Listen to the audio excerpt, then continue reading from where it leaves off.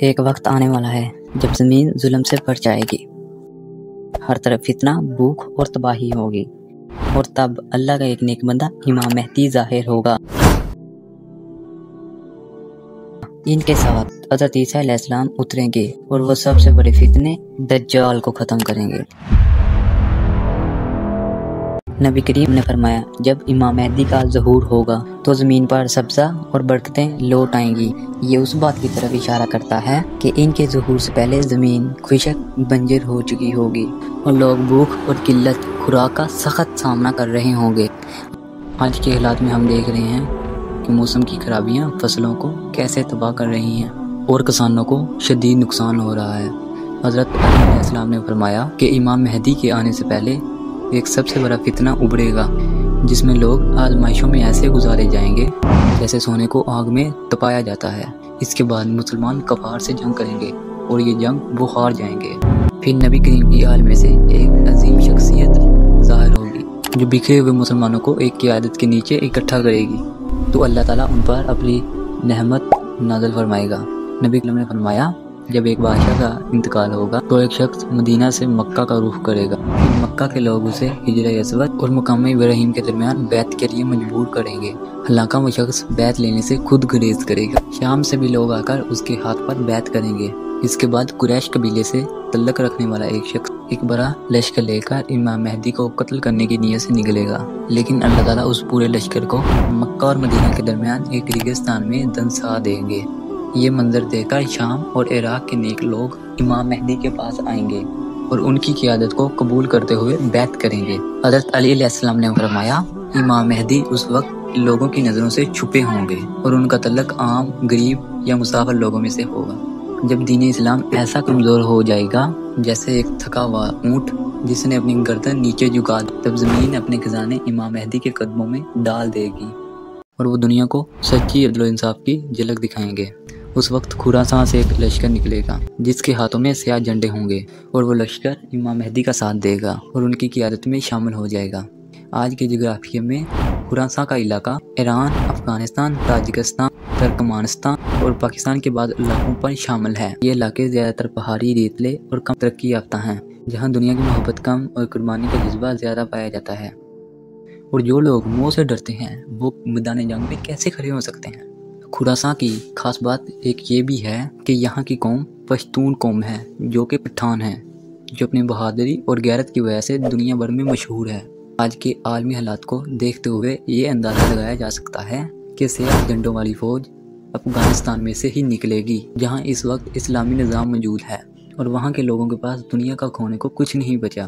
اور یہ وہی قوم ہے جس نے امریکہ جیسی ایٹمی طاقت کو اپنے ملک میں سے باہر نکال دیا تھا۔ اور ایسا لگتا ہے کہ یہی بہادر لشکر امام مہدی کے ساتھ مل کر اسلام کے پرچم کو دنیا بھر میں بلند کرے گا اور مسلمان دنیا میں غلبہ حاصل کر لیں گے۔ نبی کریم فرمایا، روم کے لوگ دبک یا عماق کے علاقوں میں جمع ہوں گے اور مسلمان بھی ان سے مقابلے کی تیاری کریں گے۔ مدینہ سے بڑا لشکر ان کے مقابلے کے لیے نکلے گا، ہم بھی کہیں گے ہٹ جاؤ، ہمیں صرف اپنے مخالف گروہ سے جنگ کرنی ہے، یعنی ان لوگوں سے جو پہلے ہی مسلمانوں کے ہاتھوں سے گرفتار ہو چکے ہیں۔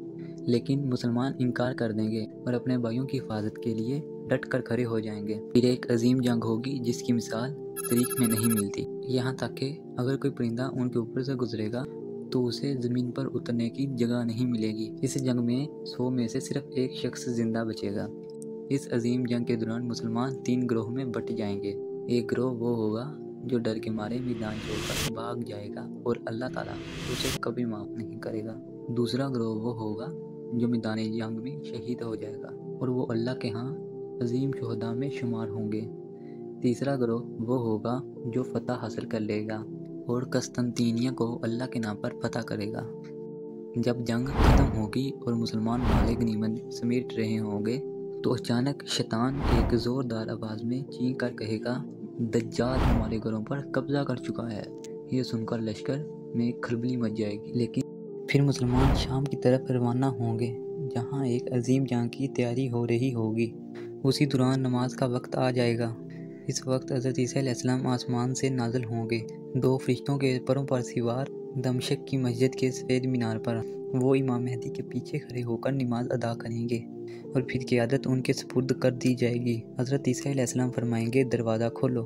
جب دروازہ کھولا جائے گا تو سامنے دجال کھڑا ہوگا۔ رسول اللہ نے فرمایا ہر نبی نے اپنی امت کو دجال کے فتنے سے خبردار کیا۔ دجال کی ایک آنکھ خراب ہوگی، بال گھنے اور گنگریلے ہوں گے اور اس کے ماتھے پر کافر لکھا ہوا ہوگا جسے ہر شخص پڑھ سکے گا، چاہے وہ تعلیم یافتہ ہو یا ان پڑھ۔ اس کے پاس دو چیزیں ہوں گی، ایک ہاتھ میں جنت اور دوسرے ہاتھ میں جہنم۔ جسے وہ جنت کہے گا وہ جہنم ہوگی اور جسے وہ جہنم بتائے گا وہ اللہ کی جنت ہوگی۔ دجال اس دنیا میں پیدا نہیں ہوگا بلکہ وہ پہلے سے ہی زمین پر موجود ہے۔ ایک مرتبہ نبی کریم نے نماز کے بعد صحابہ کرام کو ایک واقعہ سنایا۔ تمیم داری نامی ایک شخص سمندر کا سفر کر رہا تھا، رستہ بھٹک گیا تھا اور ایک سنسان جزیرے پر جا پہنچا۔ وہاں اس نے ایک عجیب مخلوق دیکھی جو زنجیروں میں جکڑی ہوئی تھی۔ اس مخلوق نے ان سے سوالات کیے۔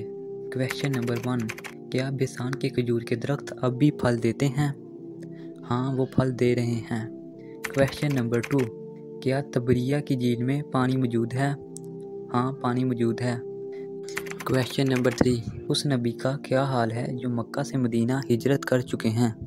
وہ آ چکے ہیں اور اہل عرب ان پر ایمان لا چکے ہیں۔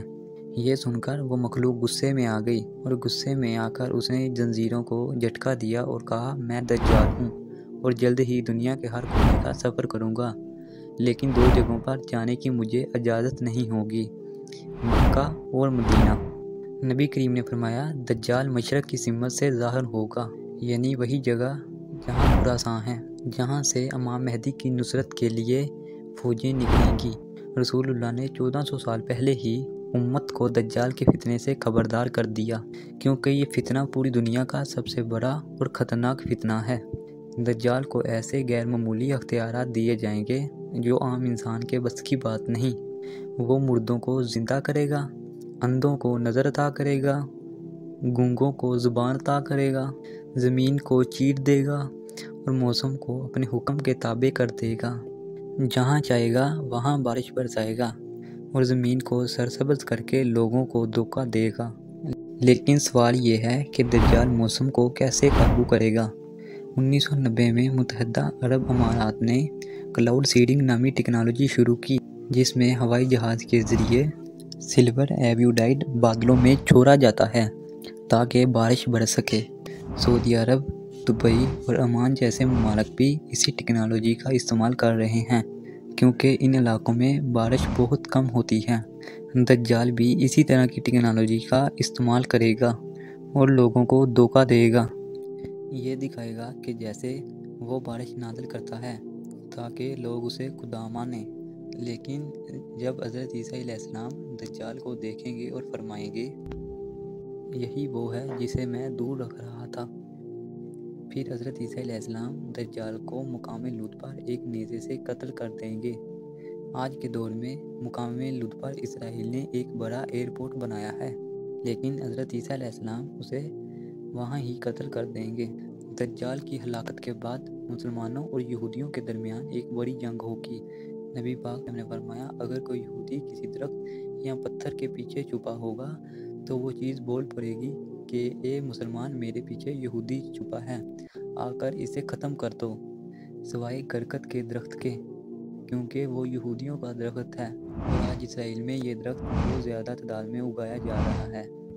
کچھ وقت بعد امام مہدی کا وصال ہو جائے گا۔